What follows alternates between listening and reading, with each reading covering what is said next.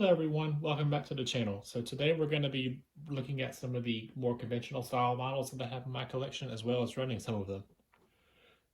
Some of these I inherited over time, some of them were just gifts, and some I bought with my own money. So let's take a look.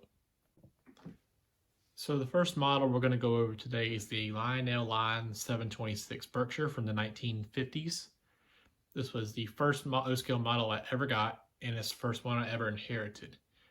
This was my grandfather's on my mom's side, and he also had about 6 or 7 pieces of rolling stock, a full set of track, and a set of switches, and a few operating cards as well. So we'll see some of those today. They won't be operating. I don't have the operating piece of track on this layout. I just threw a second loop in so I could run some more trains in addition to the outer loop. But I do have it. They still work, and yeah, like I said, this is the first model I ever got, and it still runs perfectly. So now we move on from the oldest item in my collection to probably one of the newer items in my collections in terms of when I acquired it. This is the Lionel Lines 761 turbine, and I got it from a friend from helping him move. This was his dad's model, and I also got a couple of pieces of rolling stock from him. And just like the cards in my grandfather's collection, we will see some of them run behind these two post-war models. Now I know this one doesn't look it, but this is also a post-war model. This originally was a Santa Fe 623 switcher that I bought from a train show a long time ago, but it needed a severe repaint. So I decided to go with the CSX because that kind of runs around where I am, along with other like Norfolk Southern and things like that. But I wanted to give this one a fresh coat of paint, a new look, and I wanted to give it its original number back. And we'll see it run here too soon. This is a 040 Tallulah Falls switcher. I got this as a gift from a neighbor, and I believe it's uncatalogued because I haven't seen any other engines like this in the catalog, or at least the Tallulah Falls version, and also came as a set, a Central Georgia set. I don't have the rest of the set because I only got the engine initially, but I have picked up the caboose that's part of the set, and I hope to pick up the rest of the set as time goes on. The final model we're going to be looking at today is very special to me. This is the first model I ever bought with my own money, and it also closely replicates a engine my grandfather on my dad's side has. When I was really young, he went out to Waycross, Georgia, and bought from a Shriners Club a diesel engine shell that was on a truck chassis. And that truck chassis was old and didn't really run anymore. So when he got it home, he repainted it to look like the model you see before you, and he put a bus chassis underneath it so he could drive it and put it in parades and take it to other local events around where we live.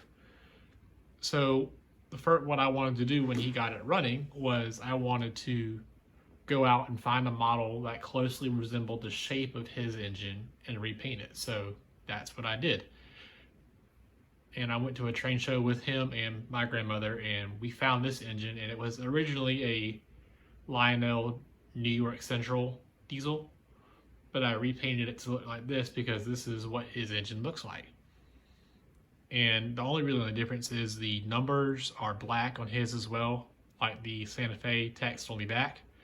And the date, or the number, means June 1st, 2006, 6106, which is when he bought it.